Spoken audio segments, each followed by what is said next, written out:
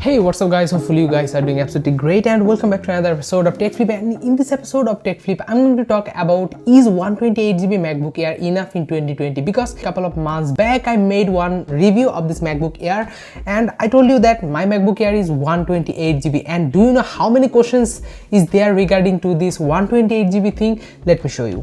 There is a lot of people commenting that is 128GB MacBook Air enough? Should I buy 128GB MacBook Air? Is 128GB MacBook Air working good? MacBook Air 128GB is okay in 2019 because I made the video in 2019. Should I buy 128GB MacBook Air in 2019? And it is also same in 2020. There is a lot of people have the same thing on their mind. Should we buy 128GB MacBook Air in 2020?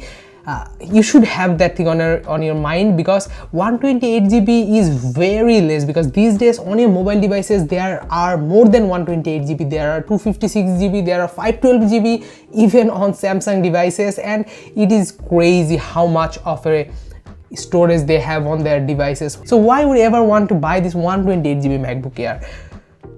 Let's see. And let's talk, because I'm using this MacBook Air for more than 4 years, because I got this MacBook Air in late 2016 and this is the 2015 version of MacBook Air, and the 2015 and 2017 they both are same. But let's see about the storage, because 128GB is literally really low. So let's talk, is 128GB MacBook Air enough? I will straight talk. I will say that 128GB is not enough, but there is a big but, it is usable. So I'm using this thing for more than 4 years, and right now I use Final Cut Pro X, I use Adobe Photoshop, pretty much most of the Adobe applications. I use Motion, I use Adobe Auditions, I use Microsoft Word, Excel, PowerPoint, some programming apps like Atom, sometimes I use Xcode, and it works pretty well and pretty perfect. Right now I have around 73GB on my laptop. Here you can see I have 73GB on my laptop, and I'll suggest you one thing, that if you have lower capability, not even lower, if you have a Mac, use Clean My Mac X application. Here I also use Clean My Mac application,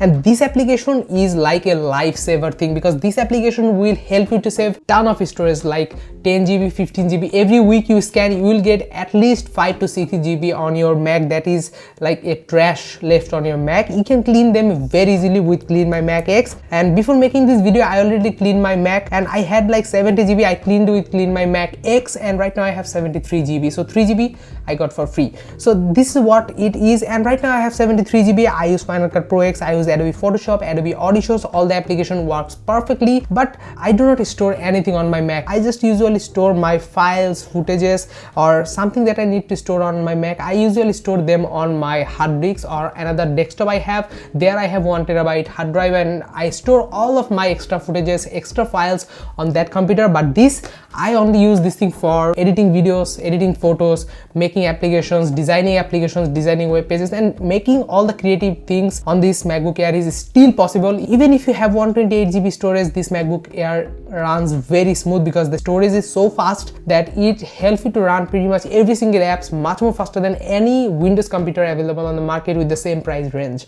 So if you ask me, should I buy the MacBook Air 128GB in 2020, then I will say you try to go for the upper level. But as you know that the latest MacBook Air 2020 is available on the market. 2020 version of MacBook Air has the minimum storage 256GB. Okay, much more better than 128GB at least. So I will say you 128GB is okay, but not the best. Go for 256GB if you are doing some creative work. But for me, my kind of work, 128GB is still usable, and I will prefer 256GB in future minimum. I just don't need that much bigger storage. And if I talk about you, it depends on you what you do on your Mac. So if you store a lot of files and footages, then 128GB is not enough. But if you do not do that, you just use creative applications and do your thing, store that on other hard disks or other storage, then 128GB is much more than what you need.